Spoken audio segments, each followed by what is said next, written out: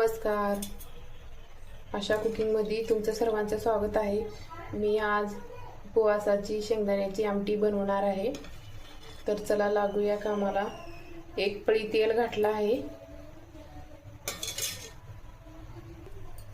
तेल चांगलं गरम झालं आहे. यातच आपल्याला अर्धा चमचा जिरे टाकायचं आहे.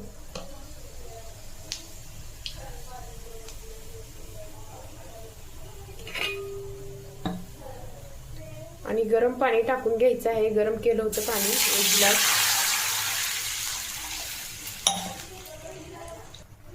यातच आपल्याला 2 चमचे शेंगदाण्याचं कूट टाकायचं आहे.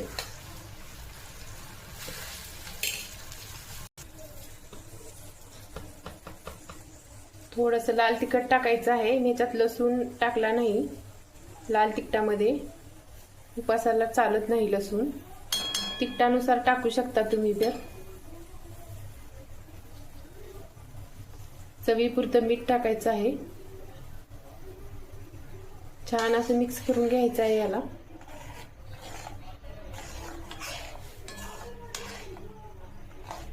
एक 10 मिनिट छान असं शेंगाची आमटी उकळून घ्यायचं आहे.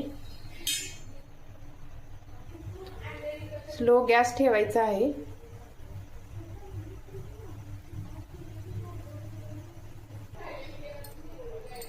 आमटी छान शिजली आहे आणि घट्ट पण झाली आहे. भगराच्या भातासोबत खूप छान लागते आमटी उपासाला.